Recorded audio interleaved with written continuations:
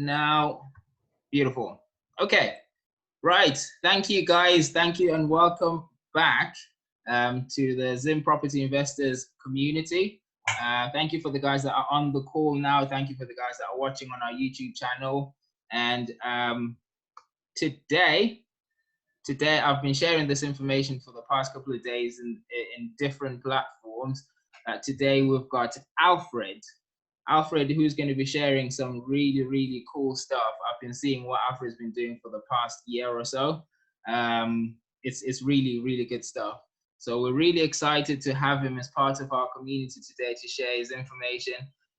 So for those guys that are joining here for the first time, thank you very much. We are the Zim Property Investors. It's just a community of people that are sharing information about our property journeys. We share experience, we share knowledge. And just because it's Zim for Zimbabwe doesn't necessarily mean if you're not Zimbabwean, you're not welcome. It's just our identity. It's where we come from. It's how we connect. But anyone who's got anything to do with property, feel free to come and join us. We share some really, really good stuff, and we get some a lot of work actually done. So without wasting too much time, I'm just gonna ask Alfred if you can share your screen or get yourself started. Just let me try this now. Okay, I'm gonna attempt to do it this way, see what happens. Is that sharing my, can you see the slide? Got it. Just make sure the chat is here as well. Okay.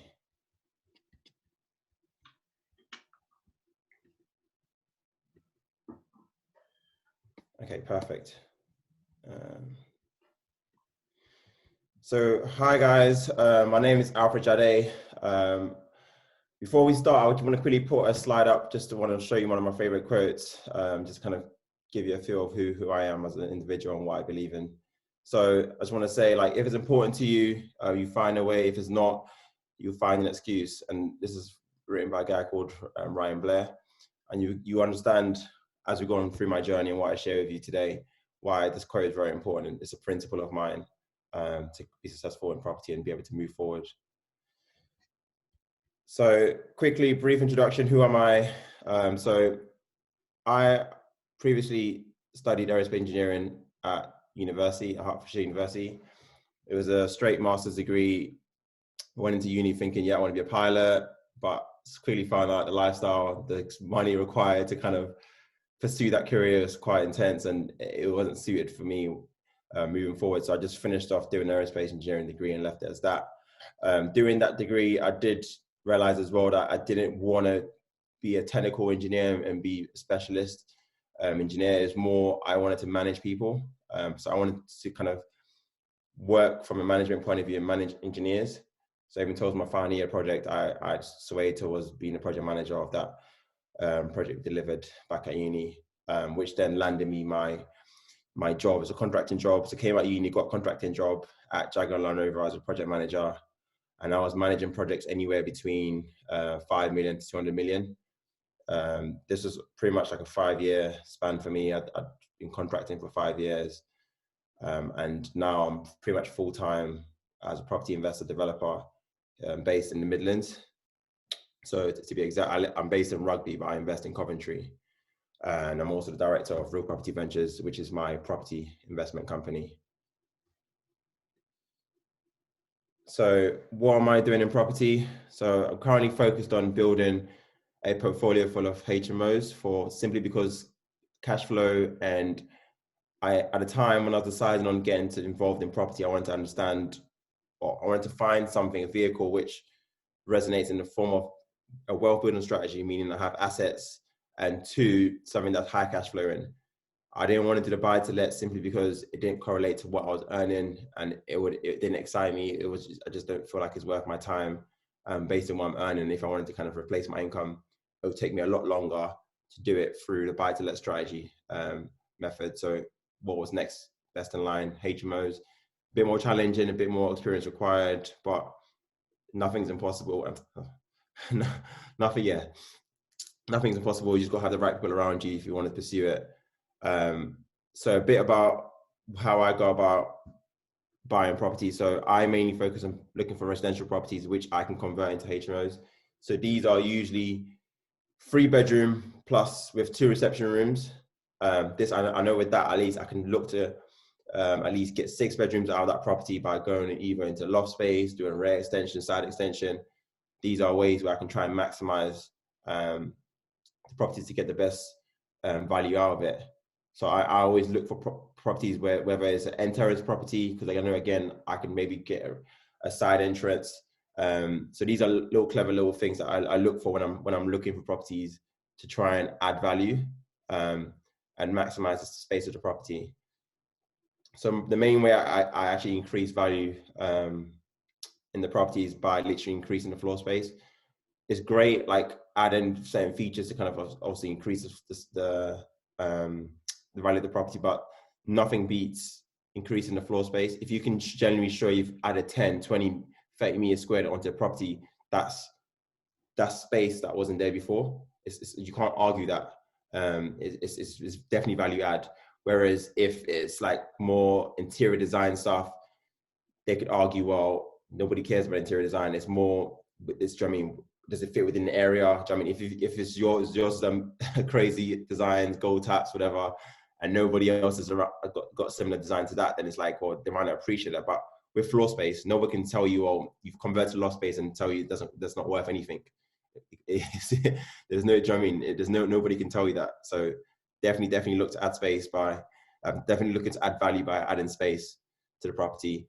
And then for me, my main area of focus in terms of investing in property is always raising money and finding doors. These are 2 areas that I focus my time and energy on, and the rest I try and outsource. So you'll get to learn that as we go through the process. I try and look from a management point of view, from my background, what I've learned through my career, and look to employ skilled people, good professional people who can then deliver. I'm still accountable, they're responsible, and I'm just driving the team to deliver the finished product which I want. So I'm very big on building the right team and then delivering on what your expectation is. So I want to quickly talk you through one of the deals I did.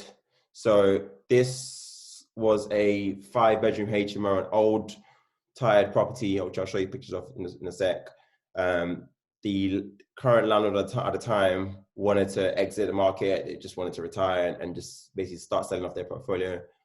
So this is something that we found an opportunity in. There's opportunity to obviously turn into a 6-bedroom HMO, update it, put all those suites into the rooms. So I managed to acquire this property at 225, so 225,000 in Coventry. Spent about 88,000 on the refurb. The gross development value was 370k, and this was bricks and mortar. The rental again on this was for the whole house 3,400. So this is an average of 550 for the 5 rooms and then 650 for the loft room, which again I'll show you in a sec. Which then net profit per month was 1,070.80 after bills, expenses, and all of that. So I want to quickly show you floor plans. I know people don't really show floor plans of how they've gone about adding value to the property. So I thought it would be good to show you what the before and after of how it was when I acquired it and what I did to it. So I'm hoping the floor plan is clear and you can kind of make out what's going on. So the entrance, I don't know if you can see the arrow. You guys see the arrow? Good. So downstairs on the ground floor, on the existing floor plan, there was 2, like, I call them lounges. So in effect, there were 2 rooms downstairs, which there was an opportunity to add en suites into those 2 rooms. So what we did in the first room, we pretty much put an ensuite in the corner of the room, tucked away nicely, and then that gives you the whole entire room to kind of lay your beds, tables, chest of drawers and stuff in there. With room 2, again, the old shower room, we created an entrance through room 2 into what would become the ensuite in that room. Again, so that way we don't have to eat into the space of the room as it is, perfect size, good size room. and therefore have an ensuite which we entered the ensuite through the room itself, and we literally closed off the wall which was prior. Oh snap! Which was there previously. Also in the lounge space, again, the opportunity was there for us to extend the property. So on the previous plan, literally there was a small, tiny little kitchen and 2 outbuildings at the back. We decided to knock those outbuildings at the back and extend by 3 meters to allow us to then create the new kitchen space on the rear of the property. We also took out the chimney breast again, just to allow us to have a more open plan, clear, spacious looking living room. So that's what we did with that. And if we go up to the first floor, again, there was 3 rooms on the I say 3, but I don't really count this floor plan, the old floor plan. The room at the back of the property, or the front of the property, I say, was split into 2, but it wasn't really a room. It was more like a box, which wasn't like, you couldn't rent it as a room. It didn't meet the standards. So that space, what we did was we took some section out of it to allow us to create new stairs, because we wanted to convert the loft space, which obviously then created this room again, which has an ensuite. So all the rooms within the property have en suites, but we had to take some of the space within this room, which is still a fairly large room. I don't know if you can see clearly, but all the rooms are above 10 meters squared rooms. So they're all fairly large rooms, even excluding the en suites. So which is good. So again, for me, I wanted to put products out there that still had space within the rooms after you put the en suites in there. It's not still too cramped. So I think this layout worked quite well. So yeah, and then literally pretty much the 2 rooms on the first floor, all we did was split the existing bathroom into 2, again, to try and increase the space and utilize the old bathroom, split into 2. You can have access into one of them through the original room, and on the other side, create access on the other side as well into the ensuite. So that's what we did to create the 2 ensuites, again, back to back. You'll see as well, most people do back to back ensuites. So if there's a theme going on, it's not, we didn't just decide. So when you usually have back to back ensuites, it just makes the piping and the routing of the pipes easier than when they're far apart and stuff. So again, builders and the teams will want to try and have as close as possible ensuites, either above each other as well. So against the floors, again, you want to kind of have the same positioning of where the bathrooms are, the ensuites are in each room. It just makes it easier for routing the waste out of the property.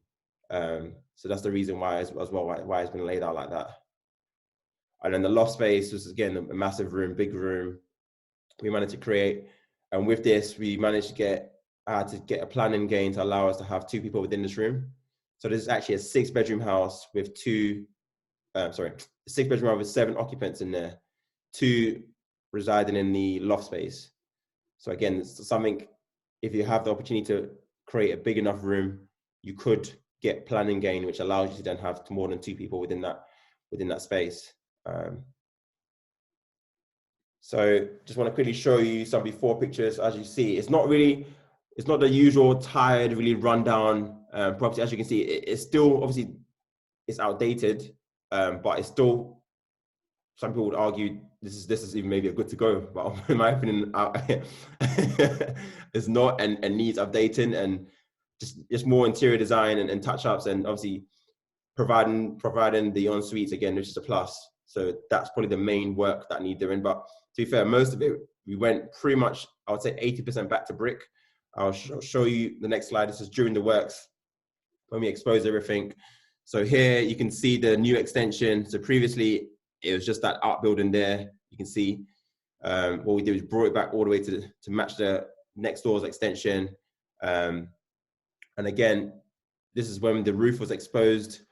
We took out the floor. So a mistake that happened with this one is when the architect had gone in to estimate to measure the height of the roof, there was no real access into the loft space. So he tried to do, guess, an engineer's way of working out what the headspace would be, which was to count the bricks, because you can still technically work out from the brick where the floor starts. You can kind of go to the entrance property on that road and count the bricks and see what will be the head height. But actually, what we realized when we got into the property and we went into the loft space, the head height wasn't as high as we thought. So it was like 2-3 bricks off. So what we had to do is lower the ceiling across like where the loft space was going to go, to allow us to still achieve the floor space we needed. Sorry, the head height that we needed within the loft space to allow us to have it as a livable area. So that's why you can see a lot of exposed. So you can see there's no flooring. We literally had to lower the bricks by 2 or 3. And luckily, these were Victorian houses and they had high ceilings. So there was an opportunity to allow us to reduce the ceiling height. So again, the higher your ceilings, the better it is, because again, you have to lay some pipes as well. So all these take up rooms. So just, again, have that bear in mind. If you've already got a low ceiling, if you're looking to add on suites in there, you might struggle with the head height. And if you are going to bring the height down, can the pipe still run underneath the floorboards and, I mean, still have the head height you need? So something, a tip for you guys to kind of look out for when viewing properties. But yeah, that's pretty much, again, the extension that we did, ripping it out back to brick, taking the chimney breast out.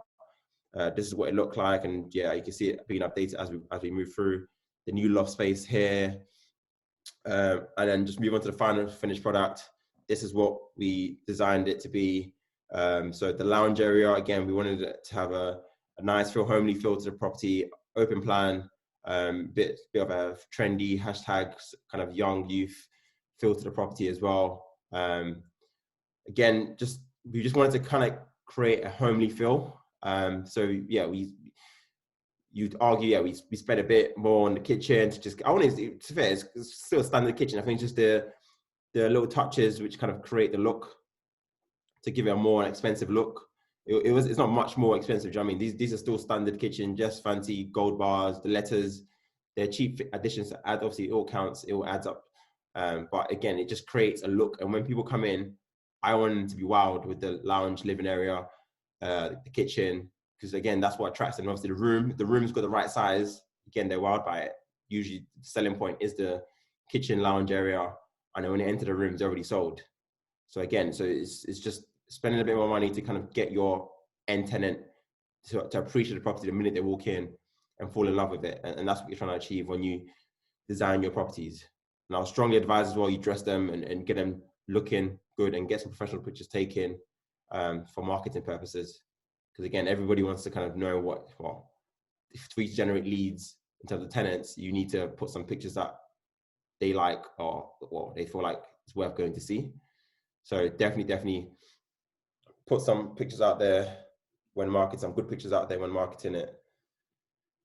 And then just quickly, another deal is actually one I'm currently doing now. So this is a property, again, another Victorian property, which had 4 bedrooms with 2 reception rooms. So again, a far larger property than the previous one I've just shown. This is converting it from a 4-bedroom property to an 8-bedroom HMO. Again, had to go through planning for this one. Managed to secure it at 310, so £310,000. The refurb in this is a bit more, so 120k refurb on this. So just to put it in perspective, we are putting on suites in every single room, doing an extension. To be fair, there's a slide on the floor plan, so I'll talk you through that when we get into that. But this one, the difference between this and the previous deal was this, we're looking to exit on a commercial mortgage. So slightly different. The mortgage is now worked on based on the rent achieved, as opposed to what is worth bricks and mortar. There's obviously some consideration within the area, what's the bricks and mortar within the area generally, but it's more based on what's the property producing as an income. So income-wise, gross income, we're talking 4,800, and this is more the conservative side of things. So that 4,550 valuation is based on this 4,800, but in reality, when we do come to the end, I'm looking to try and achieve better rents and therefore hope to even get a better valuation of 550 currently. But it's still a good deal as 550 as it is. It's a 2-year return, great deal. So it still works, but obviously I want to maximize and pull as much money as possible out of it. And net rental income, 2,166 on this deal. So another great deal, which literally we're progressing as we speak. And again, this is based in Coventry City Centre location. So this here is quite hard to kind of appreciate the size. It looks like the previous one, but so this is a 4-story property. I know it doesn't show the basement floor plan here, but in reality, it's actually 4 stories. There's a basement and then 3 floors above. So again, you can see a similar theme. The rooms, as you can see, the room layout, the majority of the wall structure is already there. What we're doing is trying to increase the space, maximize the space within it. So with this one, what we decided to do is take out every single chimney breast within this property. So downstairs, you can see there's 2 chimney breasts. We've taken them out on the new floor plan. On the rear of the property as well, there's like a little chimney stack thing here as well, which we're taking out. All of this is going to be smashed through. So these were like toilets, like a WC and a bathroom downstairs. We're smashing all those walls out, creating an open plan. We're then extending slightly to the left, something like a ½ meter to meet the current structure, which is there. So we're just bringing it out, as you can see in the after floor plans. And again, creating a large room at the back. So this is a 19 square meter room. This will have an ensuite and a kitchenette. So with this, we're going to have 4 rooms with kitchenettes in there. So on the ground floor, we have 2 rooms with kitchenettes in there. On the first floor, we have 1 room with kitchenettes, and the other 3 are just standard rooms with en-suites in them. And again, you can see that all we've done is we've knocked the walls out, and we're recreating new layouts to try and maximize the space. Again, taking out chimney breasts, because these chimney breasts don't take up space within the room. So by taking them out, again, it creates a bigger feel to the room, allows us to maximize the space within the room. So again, here, what we did with this entire space here, we've managed to create, along with the ensuite that was here, or the little bathroom, what we've done is created 3 rooms out of the space. I was debating, do I want to make it as 2 large rooms, but I was like, this room is just too big for it to be a single occupant room. It made more sense if I split it into 2. There's still 2 fairly large rooms. So as you can see, it's a 13 meter squared room and a 10 meter squared room. So there's still good sized rooms rather than have one large 25, just 1 occupant at a time. So it's like, let's go for 2 rooms, have them as single occupants. And then on the loft space, again, this is a large room, which at the moment it's 1 occupant, because the planning gain was for 8 people. But I'm going to go back once the rooms are built up and look to try and get more occupants within the rooms. So, because technically they're self-contained in the sense they've got their own kitchens. The only facility they need to use, like the washing machines and dryers and all that stuff, and that's outside the room, that will be put in the basement. But we can technically have more people, because really and truly, there's only 4 people that will be sharing the main kitchen area, which is a 26.5 meter square. So it's more than enough for the current 4 people. This is basically a kitchen size for 6+ people. So I'm kind of future protected as well. So if I do intend, I want to kind of get some of the rooms. So like this one, there's 90 meters squared. Again, that could easily be a double occupant room. So those 2 rooms are the rooms I ideally want to try and make double occupant, but at the same time, I don't want to get crowded. But because it's got its own kitchen facility, it's like, why not? They're contained within those rooms. So why not? If they'll let me have the 2 occupants extra in the property, I would definitely go back and try and see if I can get that. Because again, that will generate more income. Because at the moment, I'm looking to achieve between 650 to 700 on that room, but with double occupant, that could easily go to 750. So it's just about seeing whatever they'll let me do it through planning. So I want to quickly kind of talk you through my process of how I go about doing my deals, and how do I go from start to finish. So obviously the initial bit is the searching bit, which is finding the properties. So let me take one step back. The entire process, so HMOs, great cash flow and assets, but we do have to realize, guys, it is a long game. This is a 9-month on average plan. So 9 months before you make a single penny. And that's if you get it rented right at the end on time. Because this is, do you know what I mean? So depending how smooth your process is, I just want to make it clear that to you guys, it is a good high flowing cash strategy, but it does take a while to fruition in terms of getting money from it. So just bear that in mind. It's not a get rich quick. It's slow, especially if we're going through planning. There could be objections, things, or delays with planning, and that even means even longer. The refurb itself could be longer. Conveyancing could be longer. So just bear in mind, it's roughly a 9-month process start to finish.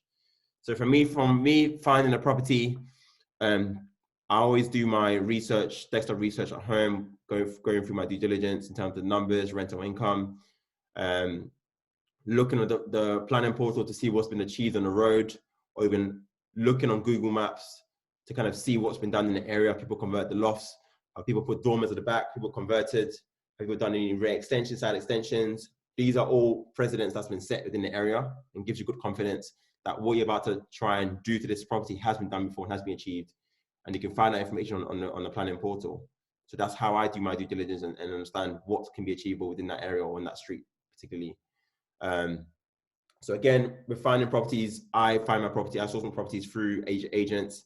I've built relationships with agents within the area, and more importantly, positions myself to these agents as someone that's credible, can deliver, can actually execute on what they said they're going to do.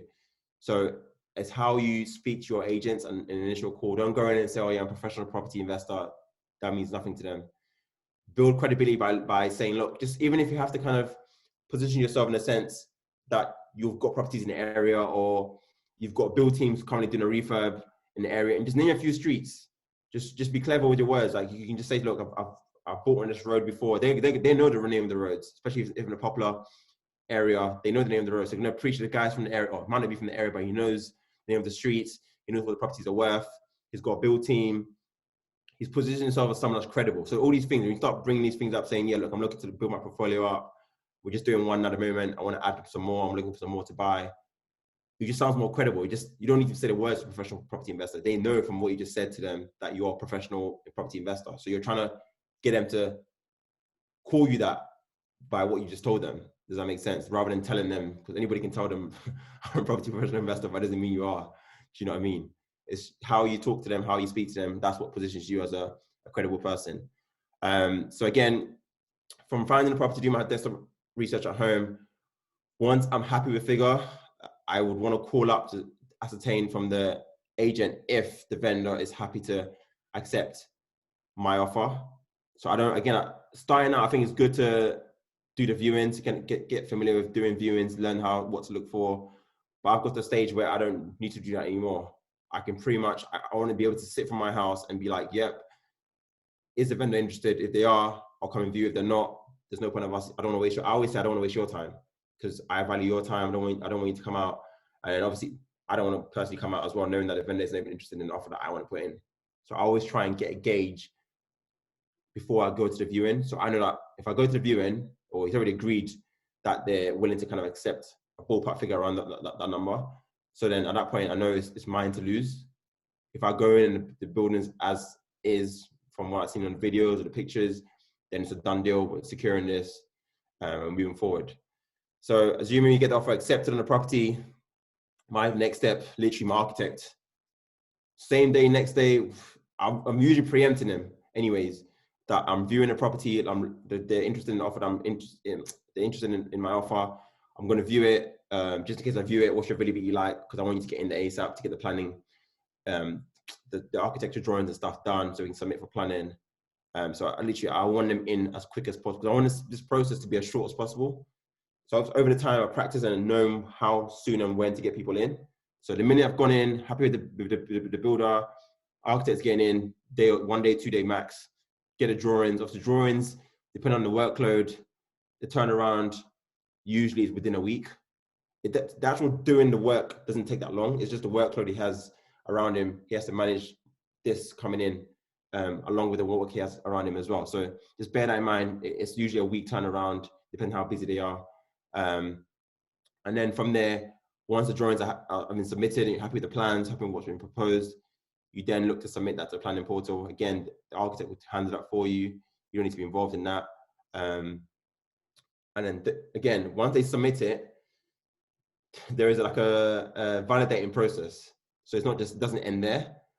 The planners have to review your application and make sure they've got all the documents required to be able to validate it and then put it out there.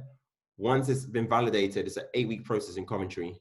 Every council varies. Some I've heard a bit longer, but Coventry at the moment, it's 8 weeks. So the minute it's validated, they have a fixed date, and then on that day you get a decision. And Coventry at the moment, they're very good. The date like is on the decision, bang on time. Some councils can say a decision date and be 2-3 weeks, even a month late. So just bear that in mind. It's all based on workload and how much backlog they've got of planning applications. So there's no one that fits all. But generally speaking, from my experience, it's been 8 weeks.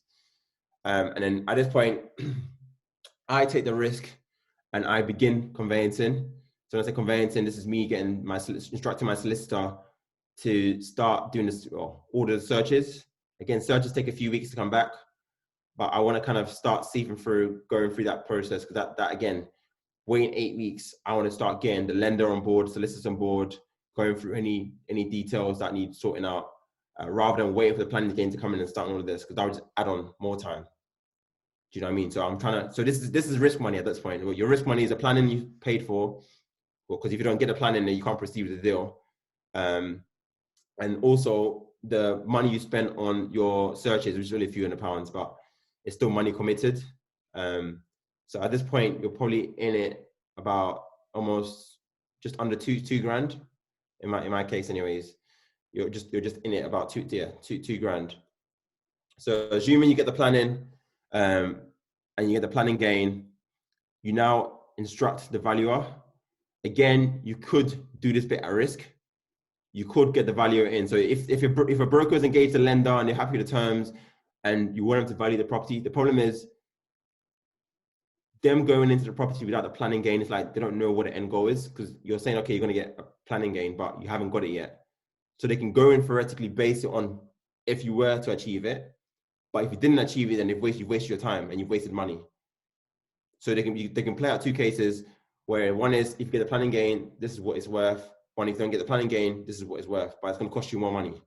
So what I do is I wait to the end. I told the people when I get the offer subject to planning, I make it clear to them, look, the valuer isn't going to come in until the planning gain is in at the earliest. So we can't assess what the property's worth. The lending, all of that stuff doesn't start till that point. So I make it very clear that, look, the value is really going to be in from this date, and therefore we have to wait till planning gain comes in. I don't want to spend the money on the valuation report and find out, do you know what I mean, I didn't get the planning and I've wasted even more money. And again, timing this right is crucial. I've learned as well, because I did it once where I waited the planning gain, then tried to book the value in, and it took 2 weeks, lost 2 weeks.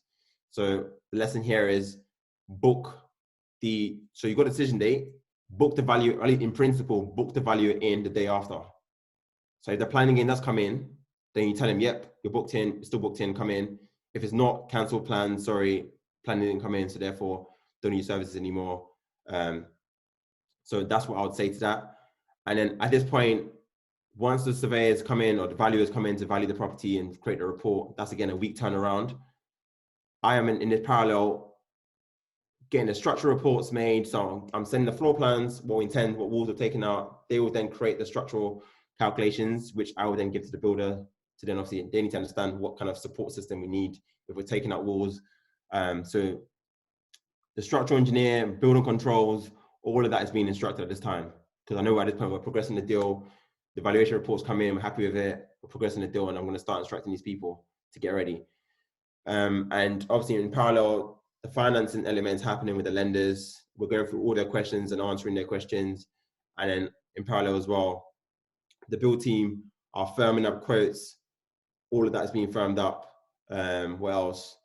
All the teams that are required to basically deliver, to building control, structural engineer, the build team, that's all being firmed up in the background, along with the solicitors liaising with the lenders and getting to completion. So again, on completion day, I want my builders, if completion is on Friday, I want my builders starting works on a Monday, literally first thing, start rip out. So again, I timed that in to be pretty much in parallel. We get the keys Monday, they start stripping out. And again, the works, for me, I hire a construction company. I don't deal with individual tradesmen, simply because the headache of making these guys come in on time and working together as a team is, trust me, challenging in itself. And sometimes it's like one person has to do one job for the other person could do the other job. So it's a lot of management, and I want to try and make it as less headache as possible. So I hire construction companies, they've got their own team, they outsource some of the work themselves, but I let them deal with the bringing in the tradesmen as and when they need them if they haven't got it in-house. I let them worry about that issue. And then also tip on, I'll put a point here on start marketing the rooms. So pretty much a month away from completing the refurb, or as soon as possible really. If you want to market it based on the floor plans, just market it, have a firm completion date, and just start marketing saying, look, the property will be ready for this date. If you're interested, send your details in and property will be ready for this date. But just get tenants starting to do viewings, kind of getting a feel of the size of the property, because they can still come on site. It'll be fairly like pretty much a safe site for them to come onto to kind of look around to get a feel of what the property is going to look like.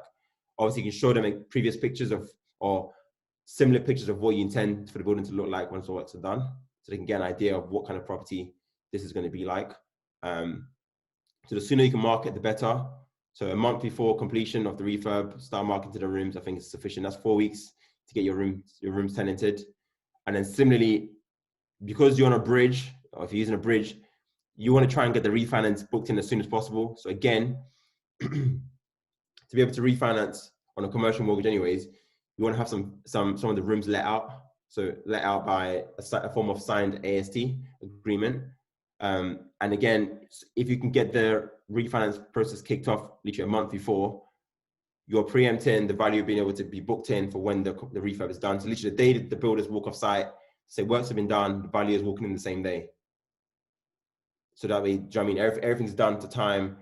So the valuer goes in, does it. And the ideal word is builders walk off site, valuer walks in, valuer leaves the property, tenants move in. That's your ideal scenario. That's how you want to kind of structure it.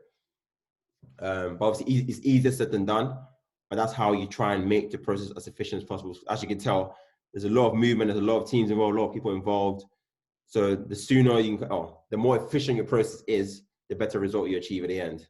And the last thing I'd say with this is, obviously, to be able to do this, it's all about having the knowledge and the support system around you to be able to execute these type of deals.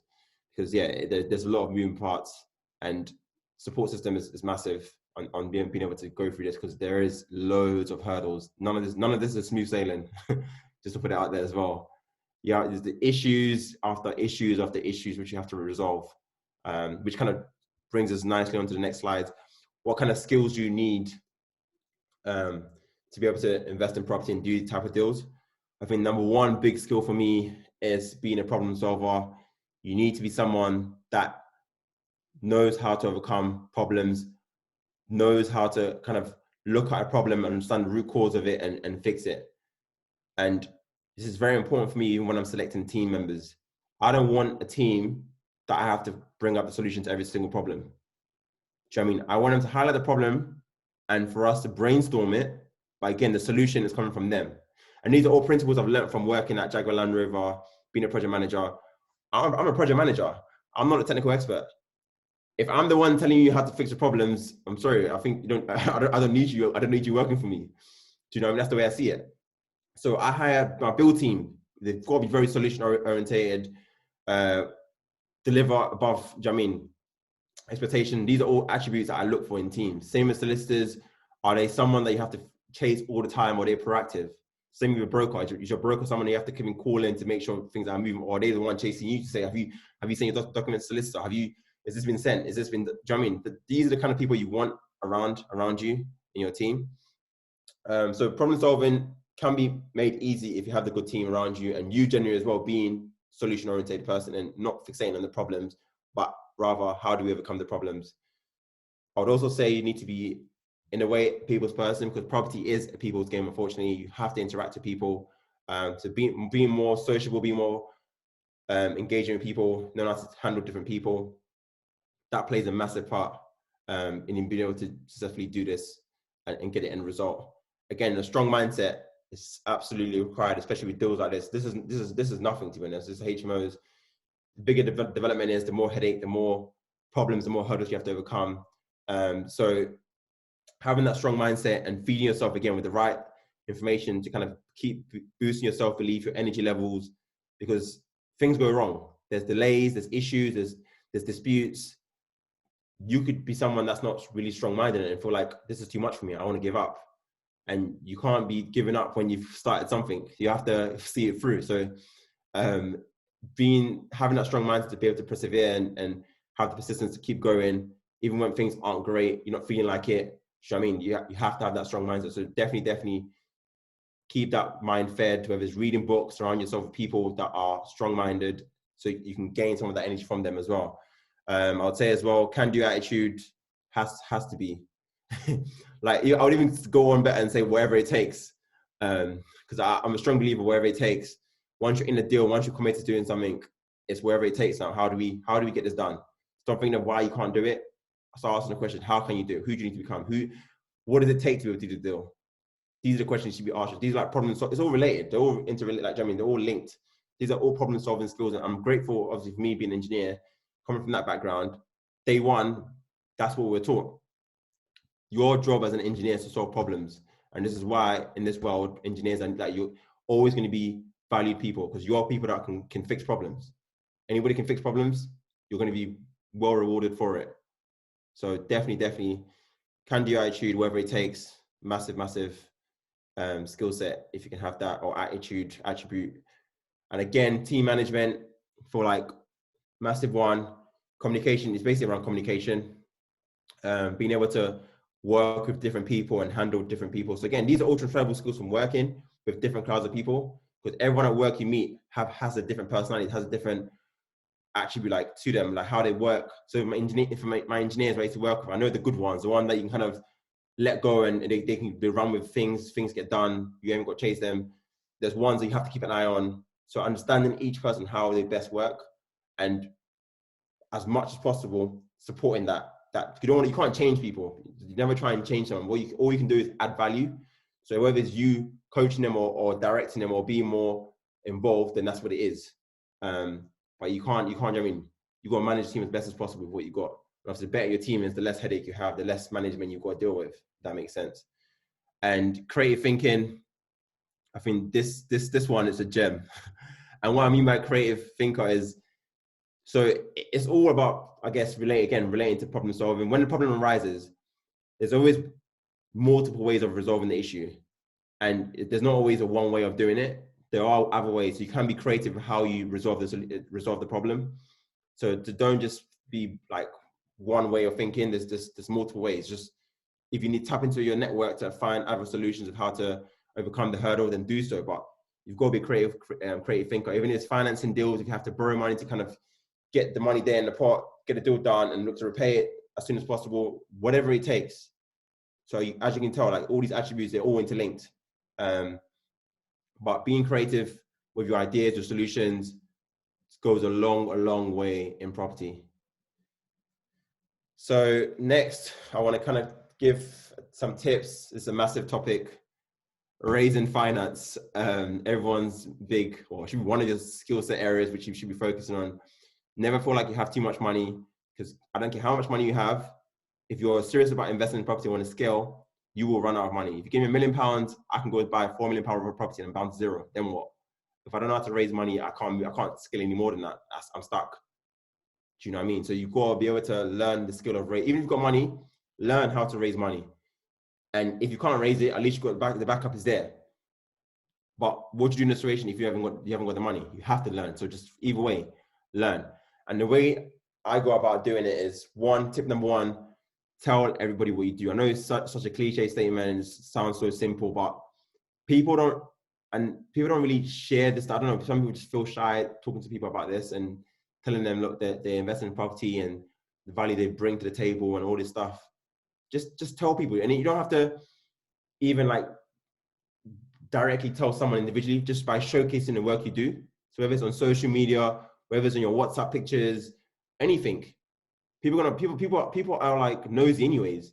So if you post up on your WhatsApp or your Facebook or your LinkedIn, a picture of you doing a viewing or a video of you doing some viewings and just talking about what you've learned from it or what you did over the weekend, people are slowly being informed that, okay, this guy's doing this. She's looking, doing viewings over the weekend. What's going on? They're going to start some questions. And that's where you start speaking to people about what you do and how you provide these services for other investors, or how other investors can benefit by working with you. So again, I would say as well, show everyone what's good and what's bad. So I'm massive on showing both sides, because again, you don't know who's watching you, and they might want to see, are you someone that can overcome problems? So I don't always just want to show the good side of things. I want to show when I have hurdles, real hurdles. Like when I had like 100K or I had to raise 140K in 2 weeks, I posted it. I said, look, my investors pulled out, or not pulled out, but they had delays with their funds. I'm looking to raise money. And I got there in the end. So people have seen, do you know what I mean, me put it out there and gone and delivered. Similarly, like when I've raised, or I put a post about raising finance, and I've said I needed 30K. I've put it out there within 24 hours. Within 24 hours, I've shown the post of loan agreement, like, well, blurred obviously, and then the money coming to the account. Again, just building credibility. Because someone's seen that and said, well, this guy just posted it out, and all of a sudden, within a few hours, he's got money being sent to a bank account and he's showing it. And so someone's clearly trusted him. So if they're on the fence about investing with you, then again, you've just built that confidence in them. Now, look, someone has just trusted you with their money. So they might want to take that leap of faith as well, and engage with you and see if something you guys can work. And another point I would say, keep it simple. What I mean by this is, don't start, people go in and start pitching heavily and start talking about the deal and refinancing and, oh, we've got to put on suites in here. And your average investor doesn't know anything about this. I don't even like using the word investor. Your average client, person who's going to invest with you, to start with anyways, is your friends, your family, your work colleagues.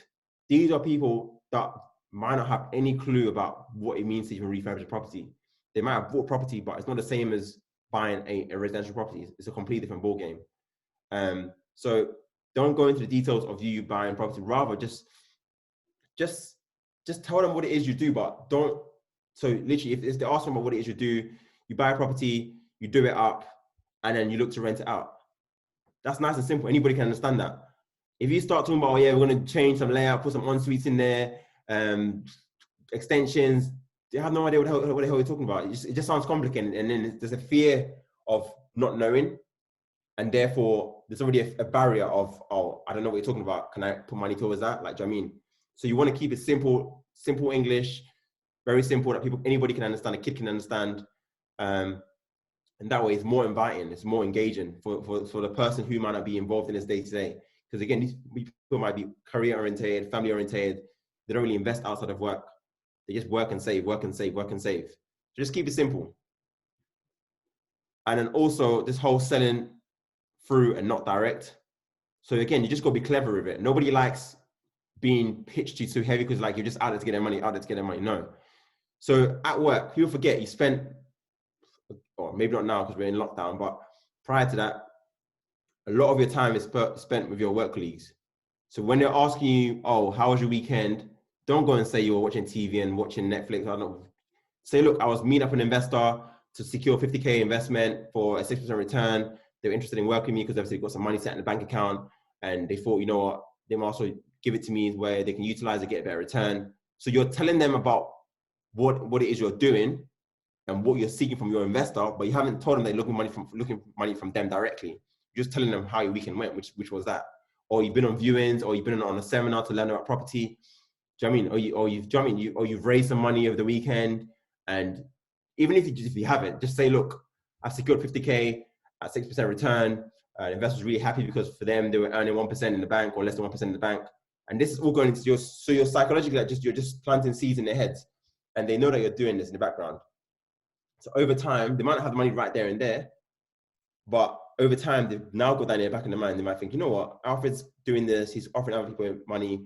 Let me get involved. I've got some money sat in the bank account. Why not give it to him or understand a bit more about what it is they do? So people will engage with you and they might say, you know what, let's talk about this properly later on. It sounds interesting. I've got some money. Or they might even say, I've got a friend who's looking for investment opportunity and they've got some money. They want to put it into something. And obviously you now become that vehicle. So just be clever with your words. Just always be telling them about what it is you do, and never bring up, oh yeah, I went to see a friend. No, I went to see an investor. I went to view properties. I was on a 3-day seminar on the weekend, learning about property, investing. I've just secured some money, or I was trying to raise some money. All these are, you're selling through. So I hope that makes sense. And lastly, be confident. I know it's hard at the beginning, and a tip, if you have a confident issue, practice doing this with your friends, or practice doing this with people, just anybody you can practice doing this with, just to get your confidence up, talk in the terms of investment terms. But again, keep it simple. You don't want to get complicated. Just keep it simple. Just see if you can present this information to someone, and someone for them to be able to understand what it is you're doing. But again, the more practice you do, the more people you speak to, the better you get and become more confident at this. It becomes very easy to talk to anybody. And you have to handle their questions as well if they have any questions. So the more practice you do, the better. And yeah, that's pretty much it. And I'll say as well, when starting out, always start with people that know, like, and trust you. You're not going to magically raise money from a stranger. It can happen, don't get me wrong, but the likelihood of that happening is extremely high compared to people that already know you, who've worked with you for years, know what your work ethic is like, know how you work as an individual. They pretty much know you inside out. So it's an easier conversation when it comes to like the trust element, because what it comes down to is them trusting you. So if they've known you long enough, they see what you're like in person, they can trust that you know what, you're taking the money in safe hands, you're going to go away and deliver. And for that reason, it's just an easier way to raise finance. Once you've done that and you've achieved some sort of ability to be able to raise finance and pay it back, and you've shown that track record, then you start getting strangers approaching you. Like, I've had strangers now, I've raised money through Instagram, I haven't even met the person. Do you know what I mean? So, but again, this took time. It wasn't easy. It didn't happen overnight. So if you're feeling like you're going to start getting money from out of nowhere from overnight, it's been months.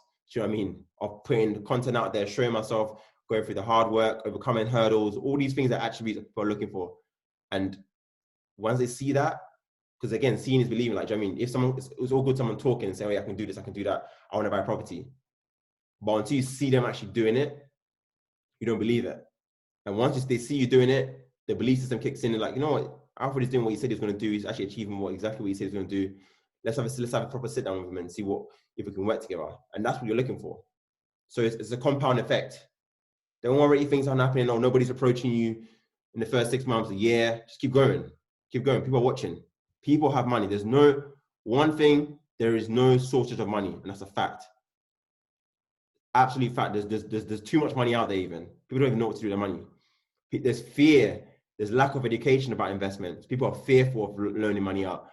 But once they overcome that fear, they're willing to lend the money out. Because at the end of the day, what's the money doing? It's sat in a bank account. So just bear that in mind when speaking to investors. And again, just stick to your immediate circle with friends, family, work colleagues to start with. Build a trust. Once it's there, it's out to the wider world. Anybody can invest with you. And yeah, you've got a track record to prove it. So I hope that's good. You've understood all of that. And then the last slide is pretty much my contact details and where you can find me on. I'm pretty much on every platform, Instagram, LinkedIn, Facebook. And then my email address is there as well if you've got any questions or follow-ups. So yeah, if you have any questions, happy to take it. And obviously, one thing, YouTube, guys, I don't know how many people are on there here now, but I'll drop you a link. If you can please, only thing I'm asking for, subscribe to my YouTube channel. I'm trying to grow my channel. There's a lot of content and there's a lot of value on there as well. It's not even just, there's a lot of property investment content on there, on HMOs, even SA, all different strategies are being put on there. So if you're interested in seeing some video content on YouTube, if you can subscribe to my channel, that would be amazing. So yeah, hope you guys enjoyed that and found that of value. And if you have any questions, open to answering some. Thank you, Alfred. Thank you, brother. That was absolutely amazing. I was just actually counting the seconds before you told people to subscribe to your channel. Yes, mate. I need to grow the channel. I need to get it recognized. So yeah. Now that is brilliant, man. That's absolutely fantastic. And I think quite a lot of people here agree to that. You've got quite a few questions here. And I know it's because your information and your content is quite enticing. This is the most amount of questions I've had in a long time, to be fair. So. let's hope I can answer them. I'm sure you can handle this. Yeah, let's go for it.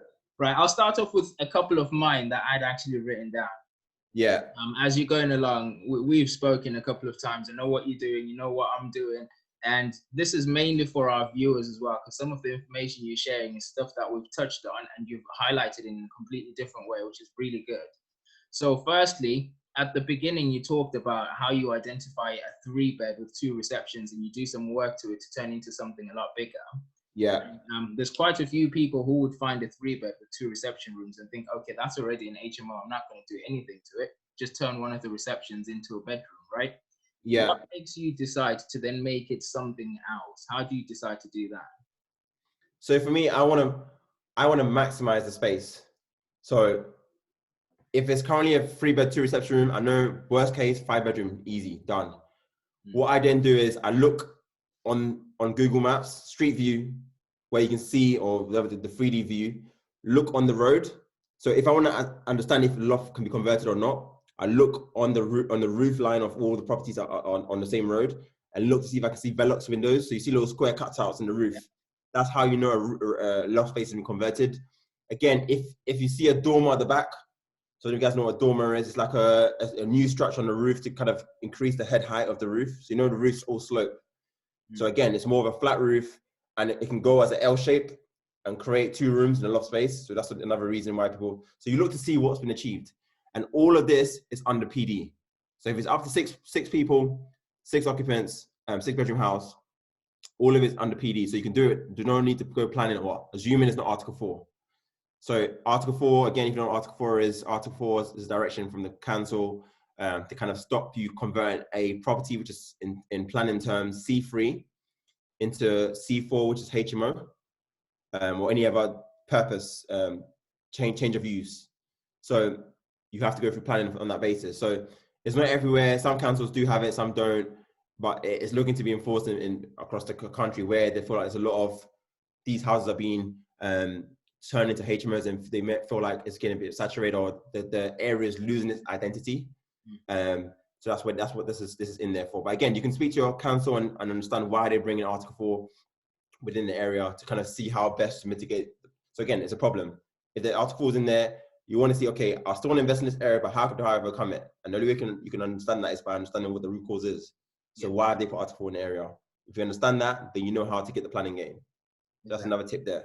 But yeah, back to the, how do I know? Like, yeah, so it's 3-bedroom, 2 receptions. I know I can get 5 out.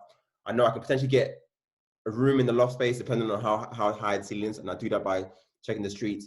Again, you can get a 6th room in the property by doing an extension on the back. Again, you can look at the precedence, what's been set within the area. Is it achievable? Is there enough space within the garden? Again, you can do all of that within the street view and see, has anybody extended it by 6 meters? Because again, these are all under PD rights. If there's been no extension down to the current existing building, you can extend back by another further 6 meters.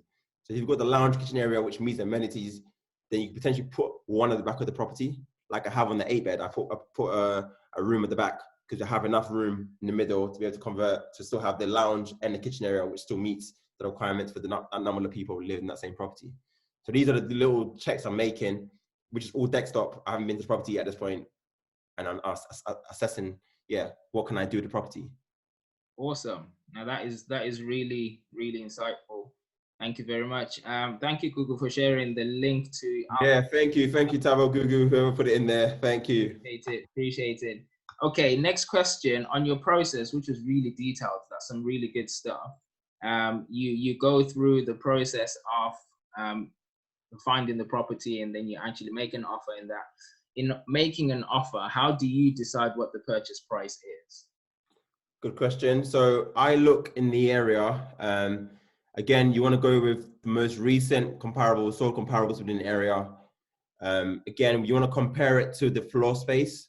So I don't know if you guys are aware, but there's a way where you can get the floor space or a rough estimate of what the floor space is. So if it's a property that's been rented out previously, they would usually have some document called EPC, which kind of tells you the energy performance of the property. So EPC's energy performance certificate, and on there it gives you a gross footage of the property, and you can compare it to your size to kind of work out, okay, this property sold back at this date for X amount of money, mine's slightly bigger or slightly less. So you can kind of get a rough idea of what the property's worth based on the recent sold comparables within the area. And what you're trying to do is find a similar square footage property to you. The better, the closer the better. Because obviously even a street away could be completely different, just because it might have something, I don't know, there's something different about those properties. They might have basements in those properties. They might have like a school next to it, something, or do you know what I mean? Just a better road to be on. So just never fall. I know that everyone says, oh yeah, if you can't find anything, yes, go further out, but just bear that in mind. Some street values are higher than the other, even though they're next to each other, they can be higher than the other. So it's a hard one, but the more data you can find, the better, which helps back your comparables. Absolutely. So you also touched on dressing the property. Obviously, in our business, dressing the property just does everything for us. Getting the tenants, getting the clients, everything. You just need to dress it. Now, once you've dressed it, you take really nice pictures and use it for marketing. And when the tenants come in, they decide straight away at that point, in many cases, I'm having that, you get it sold. What do you then do with the dressing at that point? Do you offer it to the tenants, or do you take it back and go dress another property? So I leave all the pictures. I mainly take back, so the dress is mainly like to kind of take the pictures, make it look more enticing. The little cushions, the little small looking type cushions with the blanket stuff. I take all of that back. I leave the bed sheets, leave the pillows, all of that stuff, everything's there. The duvet, everything's there. So literally they're ready to move in. The decoration in the rooms, the pictures and stuff, I leave that as well. But it's pretty much the stuff that, like, if they had any like what are the words?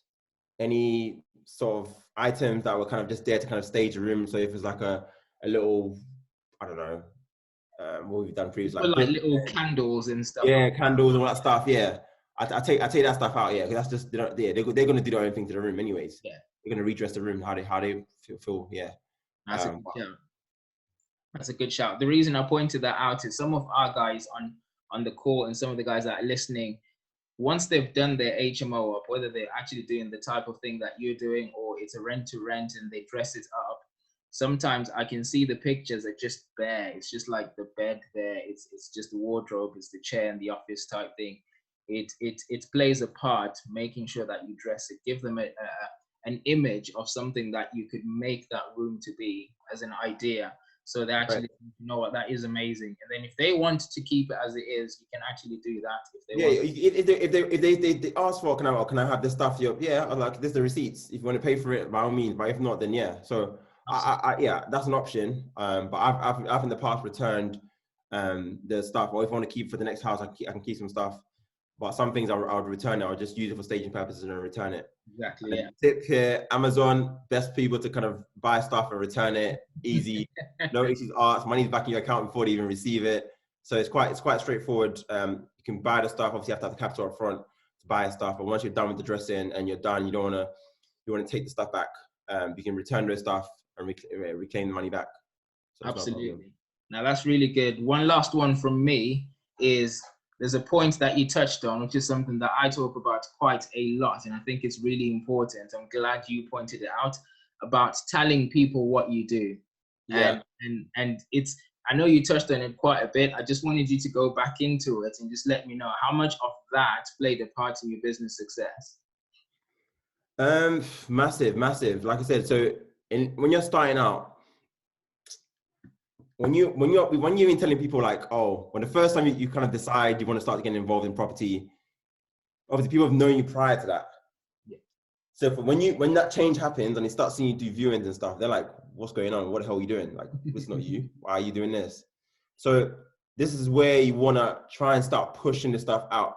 And it's not even to sell at the beginning. It's just more to just make people aware of what you're doing. Because the long-term goal is, these people are someone that could potentially invest with you in the future. So at this point, you're not even pitching anything, and you're just literally just putting content out there, what you're up to, showing the hurdles, showing how you're overcoming them, all the hard work, the graft you're putting in to kind of secure something for yourself, build something well for yourself, potentially even inspiring other people around you.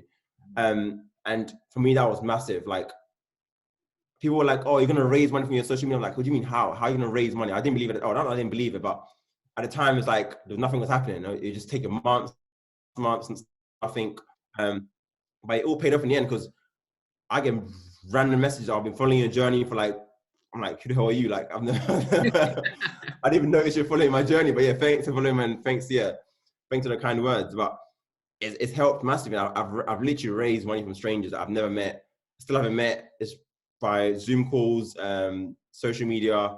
They see my journey, they've seen what I'm up to, and they like what I'm doing. So definitely put yourself out there, because it does, trust me, build credibility. You might not appreciate the time. You might feel like nobody's even watching your stuff. Trust me, people are. I've had people at Jaguar Land Rover that have messaged me and said, look, we've been watching Journey for like a year. I'm like, what, a year? You haven't liked any of my content, haven't said a single word to me about it. Like, I didn't even know you even on my LinkedIn. And yeah, so just keep putting stuff out there. You just never know. So don't shy away from it. Trust me, it does pay off later on. Because it's very easy for you to kind of then say, look, guys, go and check my profile. Look at all the stuff I've been doing. Do you know what I mean? The credibility is already there. And there's no issue about, are you credible? Are you experienced? Well, my whole social media tells you I'm experienced. So there's no even, oh, are you credible? Are you experienced? The barrier is gone. Like that literally, all it is can we agree terms? That's what the conversation is about. So when I'm speaking to strangers about investing money, there isn't an issue about, oh, have you done this before? They've seen all of that. So now they've got money.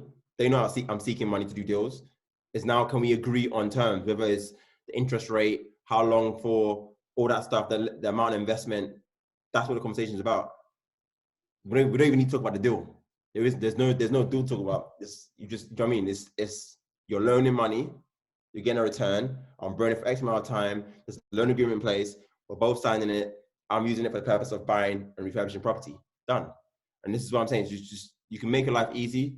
Don't complicate it for yourself. But yeah, definitely, guys, can't stress so much. Put yourself out there. I know it's scary, or you might feel awkward and people might judge you. Mate, you're on your way to something. You can't say you're going to care about what someone thinks if you're trying to build wealth or trying to build something which is more important to you. Is what you're trying to build more important to you, or what the person's saying more important to you? That's the way you got to think of. Exactly. Now that is powerful. Absolutely powerful. I'm glad we agree on that one, Alfred. I'm just going to start asking the questions that are on the chat here. There's quite a few of them from the guys in Scotland. I apologize on their behalf.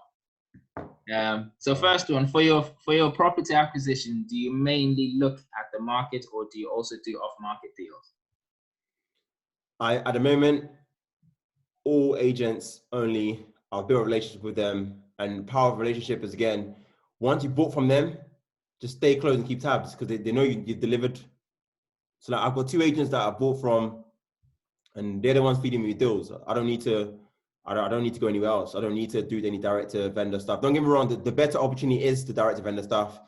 But again, there's effort, time required to be able to get that pipeline moving as well. Because again, that stuff doesn't happen overnight. You might be lucky, you might send one letter and get a call back and say, I want to do a deal. You got 1 deal, but you might have 1,000 to get that one. So again, there's no easy or quick way of doing it. But at the moment, for me, agents, I will look to do some direct to vendor stuff, but at the moment I don't need to. I'm getting enough from Rightmove, Zoopla, whatever. Yeah. So that's good. Now that's good. We always say that if you're looking just to do one great deal, off market is good. But if you're looking to build a massive portfolio, it's good to work with agents, because they've got loads of deals. Yeah.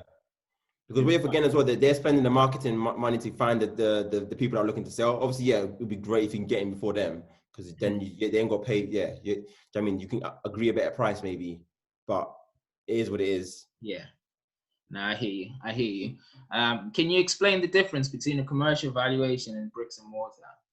So bricks and mortar is your normal, what is the property worth as it stands? So we're looking at what is the market value or the street value within that area, and you're literally compare again, looking at property. So if it's a mid-terrace, find exactly the same mid-terrace property with a similar layout or similar square footage, should I even say, has the same kind of finish, and that's what you're looking for as a comparable to assess what it's worth, bricks and mortar.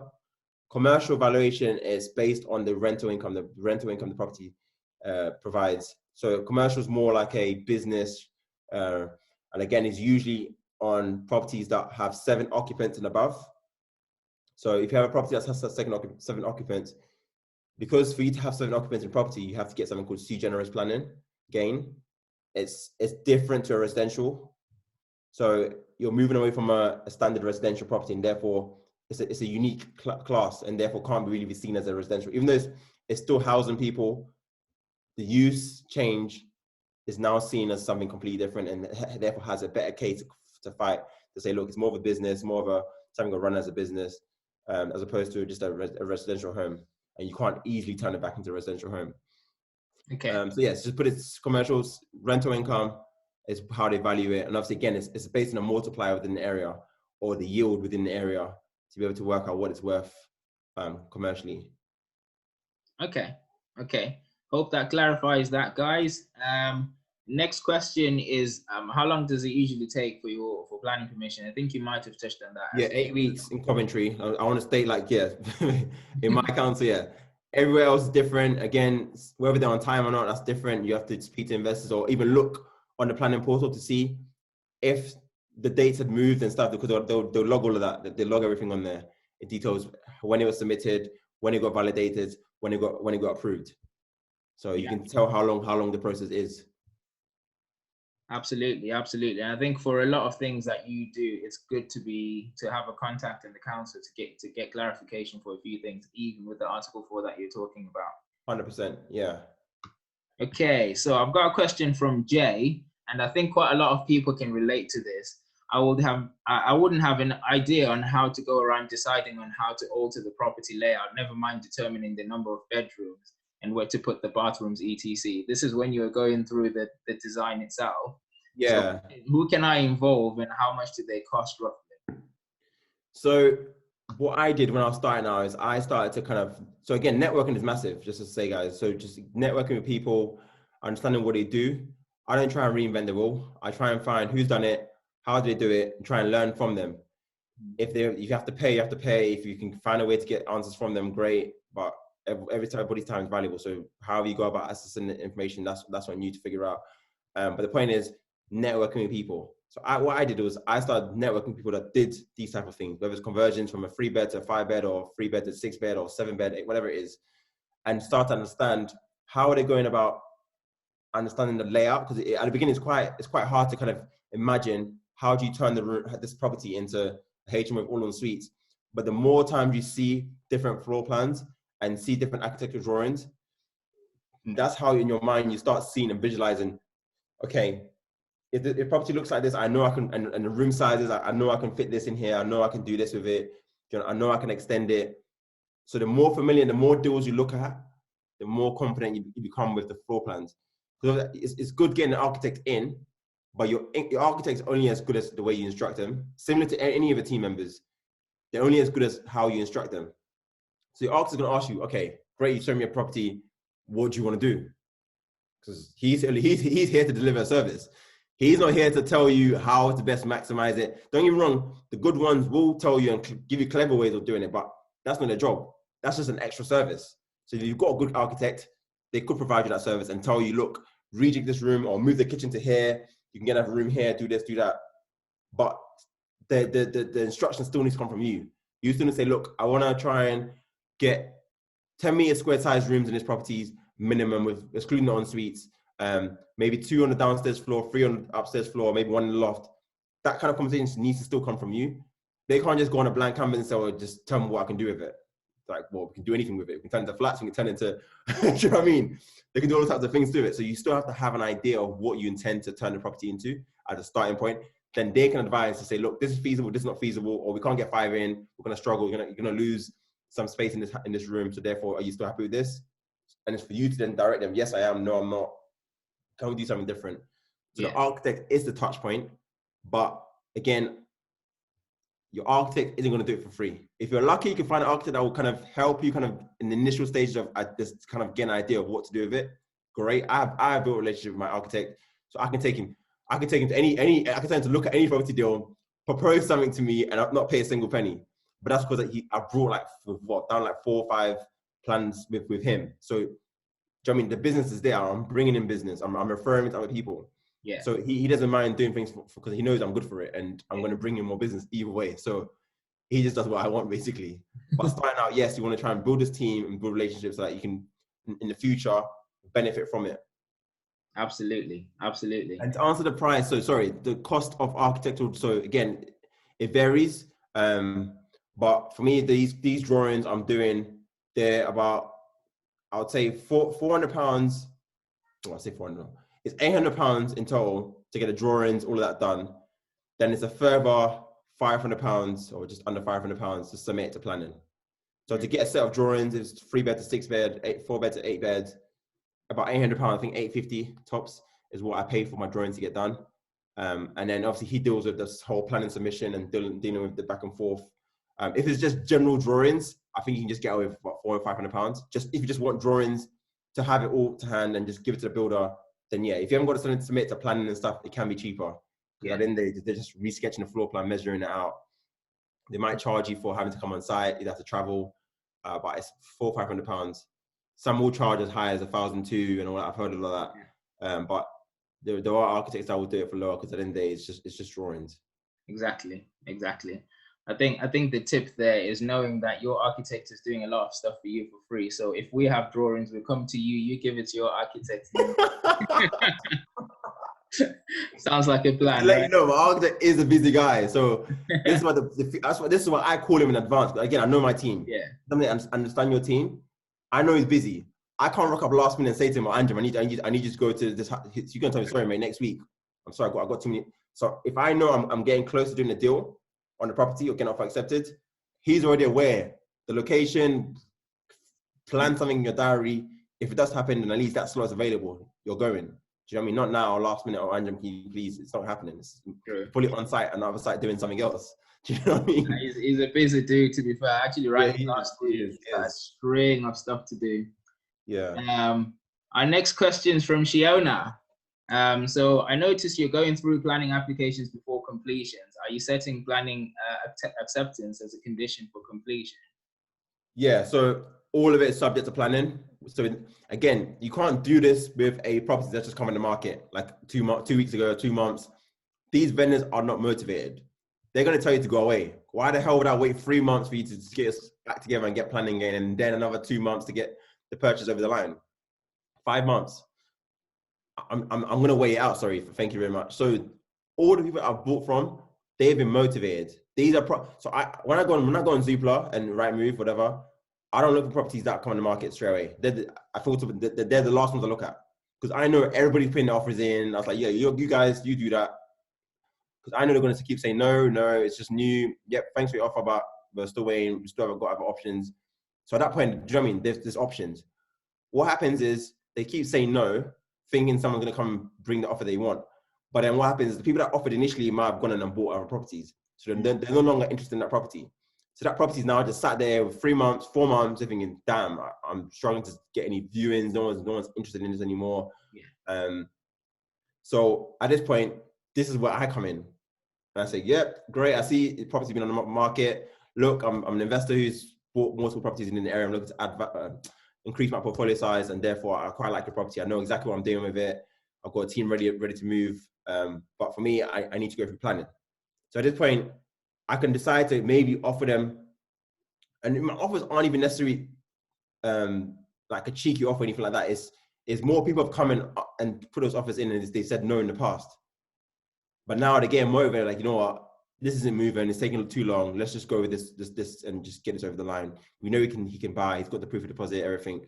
So it's just a matter of getting the plan in, and he'll do it. So yes, you can find people, but it's the motivated sellers that would say yes to an offer subject to planning game. Absolutely. That's a really valid point you've just pointed out there. It's motivated sellers that you want to do deals with, because when they have when it comes to the market, mate, like you're just, they're gonna say, oh, so thanks for your offer, but or they just lie and say, oh yeah, we've got offers coming in, or we've got more viewings. Exactly. So, unless you're obviously offering over, so yeah, even over can get rejected. Even then they can get rejected. So do you know what I mean? You have to wait a while. Just let all the guys go in and put their crazy offers or cheeky offers, whatever it is. They're gonna say no, we're still waiting, it's still early days. Because to be fair, an agent promises usually 3 months to do a sale, to kind of get a sale, get progressing. So they in the vendor's mind, that's the time frame anyways. They're waiting to see how that pans out. So they're not in a rush to kind of accept offer within the first, unless they're motivated. If you're lucky and you find an investor as vendor who's trying to sell the property within weeks, but usually they'll tell you quick completion within 4 weeks, because the person's trying to sell quickly. And at that point, you can go and put a cheeky cash offer, full cash. So let's say it's 200K, for example. Say I'll give you 180 today. Right now, banking, look, there's a 100K statement. Let's do this with 4 weeks complete. Then you might get cheeky. They might listen to you because they know you're ready to move and they're motivated to sell it, even though it's just come in the market. But in most cases, it's not the case. They're willing to wait and see what offers come in and then decide. Yeah, I hear you. Okay, so roughly how many build quotes would you get before you choose a builder? Simple answer to that: as many as possible. Can't go wrong with getting too many. The problem is you don't want to start pissing off builders at the same time as well. So you can't keep going to every single viewing and saying, "Oh, can I get a quote? Can I get a quote?" They're going to think you're not serious. So ideally, what you should have is an idea of what the build cost is to do whatever type of work you're about to do to property. Once you've got the offer accepted, that's when you come in, you bring the builder in to firm up the costs. Because at this point, you've secured the offer. It's now for you to buy. The builders coming in and you're telling them, look, I've just got the offer accepted. I'm looking to progress this. How much do you think it's worth? And ideally have the same schedule of works or scope of works, whatever it is, what you're intending to do, have it the same. And also another trick, if you haven't got a build team or you haven't found a dedicated build team yet, bring them all at the same time. So arrange for all the builders to meet at the property at the same time. And what you're trying to do here is create the fear of lost opportunity. So obviously they're now thinking, well, this guy's got 2 other builders, there's 3 people, he's got 2 other builders who are also quoting. And they obviously want the business, that's why they're there. So, because if you bring one builder in, he might take you for a ride and think, well, you ain't got other options, it's just me. Yeah. So you can tell him, oh yeah, I'm gonna get 3 other quotes. But when they physically see 3 other builders in the building, all walking around to see the building and make an assessment and quote afterwards, then they're like, okay, now we can't just put our price on it, or we can, but we don't want to lose the business either, especially if they want to do the project. They will be fought for their price coming back to you. So that's one trick there for sure. Wow, that is so cool. I've heard and I use the trick of block viewings for tenants. I've never Same principle there again. The fear of losing out. Exactly, it works a treat. I've never actually thought of it for builders. That's a crazy tip. Nice one. Same principle. Right. Nehemiah says, you mentioned the hurdles along the way as expected. Can you please give us examples of these? Right. Which one do you want? Builders, brokers, lenders acting up, solicitors not taking their time to do things. There's so many. So what the point I'm trying to make is your various team members obviously are delivering a service to you. So things happen. People get ill, people are out of office, the usual team isn't the same people you're dealing with and things get delayed. The lender's asking for more requirements than normal. So these are all things you just have to expect. So don't think it's gonna be smooth sailing. Like I had, on this last purchase, I had the lender ask me to get an insurance. So basically I was buying in an area where there was a, what do you call this thing? So covenant. So there's a covenant which was set like 140 years ago that says you can't turn these houses into a multiple dwelling. So all of the houses have to be single dwelling. Whereas to my right, to my left, the whole street is HMO, like pretty much the area is HMO area. But yet I still had to spend £300 for nothing basically, because they all said, well, we don't care. It's either you do it or we're not lending you. We're like 2 weeks from completing. Wow. At this point, they have so much leverage because you're not going to go and say, I'm going to find another lender to start the whole process again, because they're going to ask their questions and you don't know what they're going to bring up. So these are things that come and you just have to deal with it sometimes. You have to absorb the cost. There's not much you can do about that situation, but things happen. Same as building, doing works. COVID happened. Materials, suppliers, issues. We had to get creative. How can we still progress? We had staircase. We wanted to get into the loft. We couldn't get in the loft for ages. The manufacturers closed down for weeks. We don't know when they're opening. We had to find a local carpenter who could still create the stairs for us. And that's how we kind of got the stairs in there. But these are like creative solutions and just think, okay, how can we move forward if the normal way of doing things isn't available, we can't access that anymore. But there's loads, man. There's so many stories I could tell you. But yeah, the more you do it, the more you come across it. But just be prepared that things do go wrong. But it's about thinking up here. How do you overcome it? Who do you need to become? Who needs to be the person to help resolve this problem? Who can you call to help you with this problem? Yeah. These are things that you need to think about, basically. Nice. Now I'm conscious that usually our calls actually finish around 7 o'clock. And Oh, really? Flipping, I'm talking too much. No worries. There's quite a few more questions here. However, I'll have to apologize for all the questions that left here. What I'll do, I'll keep them here, and then I'll send them to you if possible. If you can answer them back to the guys whenever you get a chance. I'll share them with the network, because we've got a network on Facebook, on WhatsApp, and stuff like that. So yeah, we'll fire the question your way, and I'll respond to them as and when. But I just need to ask one last question. Yeah. And any recommendations that you might have, because you touched on the element of having a good mindset, a really strong mindset, because you need that on the skill sets that you mentioned at the back. And I know most of your stuff you actually read, you read quite a lot. Any recommendations on books to keep you focused, to keep you in a strong mindset? Books, I'm trying to think off the top of this, got me in the spot here. I know you got loads of them. You can't. I've read loads. That's the so. All right, I'll probably give you a principle about me, how I go about picking what to read.